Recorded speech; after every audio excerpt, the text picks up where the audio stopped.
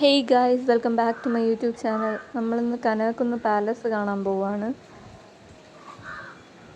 അപ്പോൾ ഇതാണ് അവിടുത്തെ ഡെക്കറേഷൻസും ലൈറ്റ് അറേഞ്ച്മെൻറ്റ്സും ഒക്കെ.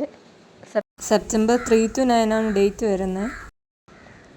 നമുക്ക് കാണാൻ പറ്റിയ കുറേ കാര്യങ്ങളുണ്ട്, പക്ഷേ നല്ല തിരക്കാണ് വൈകിട്ട് സമയങ്ങളിൽ.